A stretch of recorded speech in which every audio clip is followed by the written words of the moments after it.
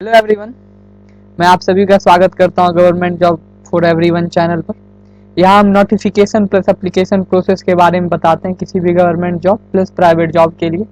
तो आप इसके लिए हमारे चैनल को सब्सक्राइब कर सकते हैं ताकि आपको गवर्नमेंट जॉब और प्राइवेट जॉब रिलेटेड सारे नोटिफिकेशन मिल सके। हम शुरू से लेकर अंत तक, जब तक कि मेरिट लिस्ट नहीं बन जाता तब तक हम इस पे वीडियो डालते हैं उस पार्टिकुलर जॉब को लेकर। तो इसलिए आप हमारे चैनल को सब्सक्राइब करें। आज हम एक जॉब के बारे में बात करेंगे जो उत्तर प्रदेश सरकार ने रिलीज किया है। यह Uttar Pradesh university of medical sciences Saifai Etawah के द्वारा, जो इटवा में वह उसके द्वारा लॉन्च किया है, जिसमें सीईटी कॉमन एलिजिबिलिटी टेस्ट 2022-23 जो कि स्टाफ नर्स के रिक्रूटमेंट को लेकर दिया गया है। सबसे पहले तो इसमें हम पे देख लीजिए, 44,900 से 1,42,400 तक रहेगा। उसके बाद आगे हम देखते हैं इसके एलिजिबिलिटी में। आपके पास एसेंशियल क्वालिफिकेशन में बीएससी ऑनर्स नर्सिंग में होना चाहिए, वो भी, या बीएससी नर्सिंग में किसी भी इंस्टीट्यूट या यूनिवर्सिटी के द्वारा, जो कि इंडियन नर्सिंग काउंसिल या स्टेट नर्सिंग काउंसिल का जिसे मान्यता मिला हुआ है, हालांकि सभी वहीं से करते हैं। या फिर आपके पास बीएससी पोस्ट सर्टिफिकेट या post basic BSc nursing certificate होना चाहिए किसी भी यूनिवर्सिटी के द्वारा। और दूसरा जो एसेंशियल रिक्वायरमेंट है कि आप नर्स या मिडवाइफ के रूप में आपको मान्यता प्राप्त होना चाहिए स्टेट या इंडियन नर्सिंग काउंसिल की तरफ से। अगर आपके पास इतना है तो ठीक है, नहीं तो आपके पास दूसरा यह है कि आपके पास जो डिप्लोमा होना चाहिए जनरल नर्सिंग मिडवाइफ का किसी भी मतलब रिकॉग्नाइज्ड इंस्टीट्यूट से। और आप जो है क्या कहते हैं, ये इंडियन नर्सिंग काउंसिल या स्टेट नर्सिंग काउंसिल से के तहत से आपको मान्यता प्राप्त होना चाहिए नर्स या मिडवाइफ का। साथ में 2 साल का एक्सपीरियंस होना चाहिए कम से कम जिस हॉस्पिटल में 50 बेड हो। और ये जो आपके पास एक्सपीरियंस होना चाहिए तब का होना चाहिए जब आपने अपने डिप्लोमा कर लिया, आपको वहां से सर्टिफिकेट मिल गया, उसके बाद आपने 2 साल तक वहां काम किया, उसका होना चाहिए। देखिए इसे रिमार्क्स में लिखा हुआ है, ये जो 2 साल का एक्सपीरियंस जो है, हाँ, ये मतलब इसे तभी माना जाएगा जब आपके पास कुछ इसका प्रूफ होगा, जब जहाँ आप काम कर रहे थे जो है आपको सर्टिफिकेट मिला, उसके बाद ही आपने ये पीरियड ऑफ कोर्स में जो वहाँ जॉब किया, तो इन सब चीज़ों का आपको वहाँ प्रूफ देना पड़ेगा। एज लिमिट में 18 से 40 साल है। और ये जो एज कैलकुलेशन होगा आपका 1 जनवरी 2023 का। कहने का अर्थ है, अगर आप 1 जनवरी 2023 को 18 साल के हो रहे थे या 1 जनवरी 2023 को 40 साल के हो रहे हैं, तो आप तब तक फॉर्म के लिए अप्लाई कर सकते हैं। साथ में अगर आपको रिलैक्सेशन चाहिए तो वो रिलैक्सेशन दिया जाएगा SC ST और OBC के लिए।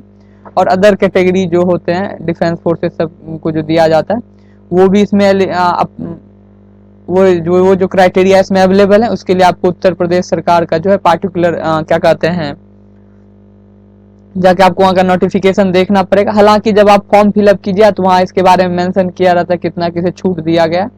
आगे चलिए हम देखते हैं, इसमें जो वैकेंसी है टोटल 220 है, जिसमें क्या कहते हैं SC के लिए, शेड्यूल्ड कास्ट के लिए 46 है, शेड्यूल्ड ट्राइब के लिए 4 है, OBC के लिए 60 है, EWS के लिए 22 है और जनरल कैटेगरी के लिए 88 है।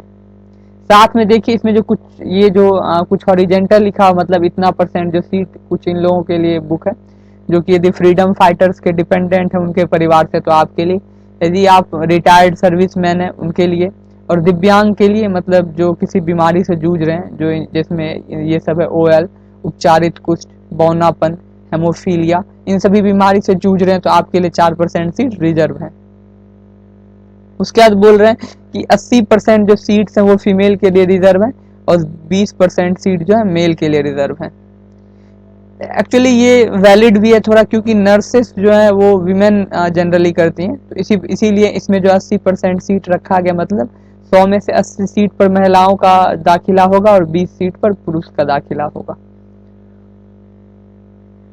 हाँ, और ये जो रिजर्वेशन है SC ST OBC EWS का, वो एडमिसेबल होगा उत्तर प्रदेश के सरकार के नियम के अनुसार पर। ये नहीं कि आप मध्य प्रदेश के हैं तो वहाँ का आप रिजर्वेशन कैटेगरी दिखा रहे हैं तो वो वैलिड नहीं होगा। जो भी उत्तर प्रदेश सरकार के द्वारा बनाया गया नियम है उसी के तहत इसे लागू किया जाएगा। उसके बाद फॉर्म फी देख लें तो आपके जनरल में है तो आपको मिनिमम जो है आपका 2000 फीस रहेगा, उस पर उसके ऊपर से GST 360 रुपये का, टोटल 2360 रुपये फी का फॉर्म है। वहीं OBC और EWS के लिए भी सेम है 2360 रुपये, और SC और ST के लिए 1200 प्लस 216 GST है जो कि 1416 रुपया उनके लिए है। हाँ, और जो भी हॉरिजेंटल कैटेगरी जो मैंने बताया, freedom fighter, defence force, retired serviceman या फिर दिव्यांग, तो उन्हें वो जिस भी कैटेगरी में जनरल है तो उन्हें भी 2360 करना पड़ेगा। एससी हैं तो उन्हें 1416 रुपये करना पड़ेगा। उसी वे जो फी का दाम है इन्हीं के इसके हिसाब से उन्हें भी चूज करना है।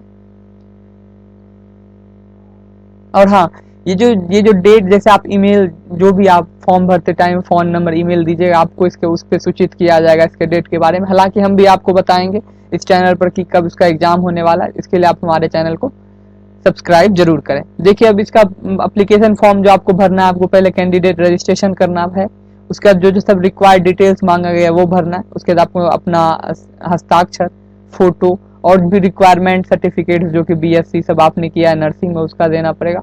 उसके बाद आपको अपना फी पे करना है, फिर उसके बाद जाके आप एप्लीकेशन फॉर्म सबमिट कर पाएगा। और लास्ट में अपने प्रिंट आउट निकाल एप्लीकेशन फॉर्म का, ताकि आपको भविष्य में किसी भी तरह की जरूरत पड़े तो आप उसका यूज कर सकें। इसके लिए हम ऑनलाइन मोड का अप्लाई करेंगे, जो कि डेट देख लेना 20 जनवरी से 9 फरवरी तक है। 9 फरवरी के रात 12 बजे तक यह चीज आप कर सकते हैं, अभी समय काफी है। उसके लिए आपको इस साइट पर जाना है। हम आपको बता दें कि हम ये पीडीएफ का लिंक इस वीडियो में प्रोवाइड करेंगे, तो आप वहां से भी जाकर ये देख सकते हैं। हाँ, यहाँ जैसे मैंने बताया 9 फरवरी को रात 12 बजे तक आप इस फॉर्म को भर सकते हैं, उसके बाद इस फॉर्म को नहीं भर सकते। हालांकि अगर डेट एक्सटेंड किया गया तो हम उसके लिए आपको इसी यूट्यूब चैनल पर सूचित करेंगे।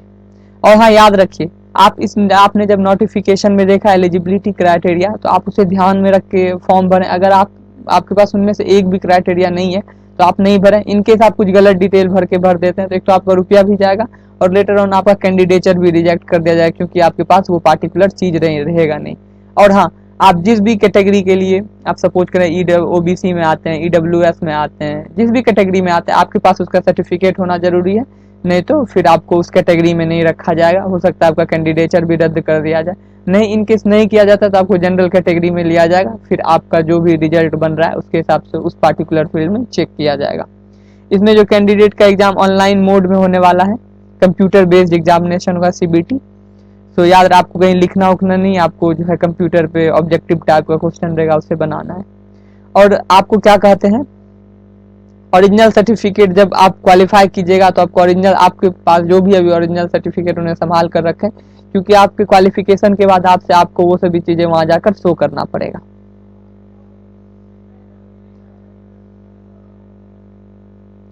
बस यही कुछ खास है, आप किसी भी गलत डिटेल का फॉर्म वॉर्म नहीं बने। जो सारे मतलब आपका जो भी मेरिट बनेगा आपके, ये कंप्यूटर जो आप भी टेस्ट दीजिएगा उसके हिसाब से बनना है।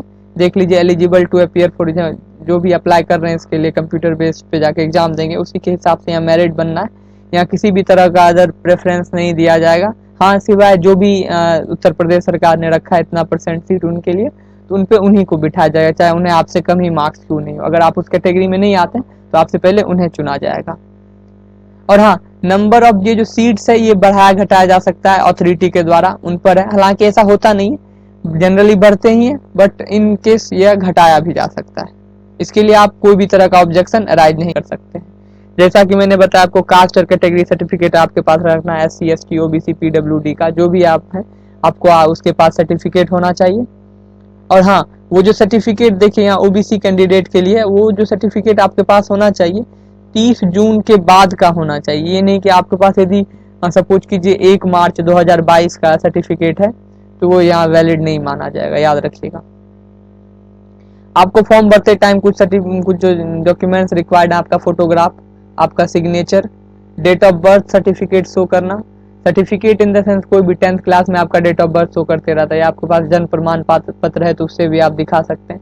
कास्ट सर्टिफिकेट होना चाहिए। आप यदि किसी भी प्रकार से क्या कहते हैं डिसेबल्ड हैं, आप एक्स्ट्रा एबल्ड हैं, तो आपको वहाँ उसका सर्टिफिकेट दिखाना पड़ेगा, जो भी पीडब्ल्यूडी कैटेगरी से जो भी अथॉरिटी इशू करते हैं वो। साथ में आपको एजुकेशनल सर्टिफिकेट देना पड़ेगा, हाई स्कूल का, इंटरमीडिएट का और प्रोफेशनल क्वालिफिकेशन मतलब नर्सिंग का। और जो आपने जो भी आपको मान्यता प्राप्त हुआ है नर्स का, जो इंडियन काउंसिल या स्टेट को नर्सिंग काउंसिल प्रोवाइड करती है, उसका सर्टिफिकेट आपको शो करना है। इनकेस आप एलिजिबिलिटी है डिप्लोमा के तहत अप्लाई कर रहे हैं और आपके पास एक्सपीरियंस है, तो आपको उसका सर्टिफिकेट शो करना पड़ेगा उस हॉस्पिटल या जहाँ भी आपने काम किया है, फिर मोर देन 50 बेडेड, तो आपको वहाँ से सर्टिफिकेट देना पड़ेगा। और भी अगर आप किसी भी तरह का दावा करती हैं तो आपको उसके रिगार्डिंग सर्टिफिकेट शो करना पड़ेगा। और हाँ, अगर आप कहीं जॉब कर रहे हैं स्टेट गवर्नमेंट और पब्लिक सेक्टर यूनिट्स में, तो आपको, आप अगर उसके लिए उस जॉब करते हुए अप्लाई कर रहे हैं, तो आपके पास नो ऑब्जेक्शन सर्टिफिकेट होना चाहिए। मतलब कि वो कंपनी, वो पार्टिकुलर अथॉरिटी यह कह रही है कि आप इस जॉब के लिए जो अप्लाई कर रहे हैं, उन्हें जो है इस जॉब से किसी भी तरह की आपत्ति नहीं है। तो इसमें इतना ही था। बाकी से आपको मार्क्स के लिए बता दें, इसका जो एग्जामिनेशन होने वाला है वो 3 घंटा का होगा, 180 मिनट का, जिसमें 200 MCQ पूछे जाएंगे 600 नंबर के, और क्वेश्चन जो रहेंगे हिंदी इंग्लिश दोनों में रहेंगे। और इस 200 में से 170 MCQ तो नर्सिंग फील्ड से रहेंगे, और 30 क्वेश्चन में जो रहेंगे इंग्लिश, ग्रामर और करंट अफेयर, रीजनिंग और मैथ से रिलेटेड रहेंगे।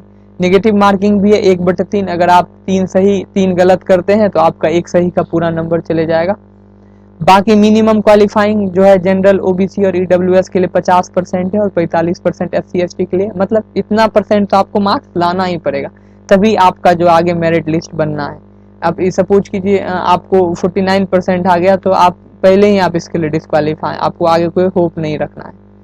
इन केस देखिए, कभी कभी ऐसा हो सकता है कि जो लास्ट, जैसे इन्होंने 5,000 को उठाया, तो जो 5वें 1000 पे है आदमी, उसका जो उसके उसे भी 50 नंबर आए और आपको भी 50 नंबर आए, तो उनमें से किसे चुना जाएगा, उसके लिए यह है कि जो ओल्डर कैंडिडेट होगा, जिनका उम्र ज़्यादा है, उन्हें ऊपर रखा जाएगा।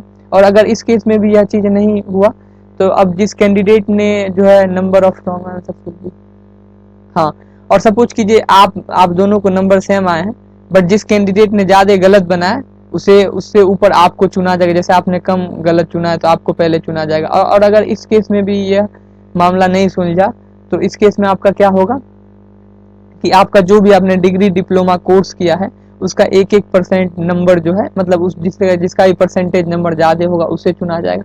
और अगर इन सभी चीज़ों से भी नहीं होता है, तो क्या कहते हैं, जो भी आपने कोर्स कंप्लीट किया है, किसने पहले किया है और किसने बाद में किया, तो जिसने पहले किया होगा उसे देखा जाएगा। और लास्ट में CET स्कोर के भी मेरिट को देखा जाएगा। तो इतने ऐसे, हालांकि इतने केसेस को अप्लाई कहीं नहीं करना पड़ता है, बट इन केस होता है, तो इतने केसेस में आपका जो है सोल्यूशन आ जाना चाहिए।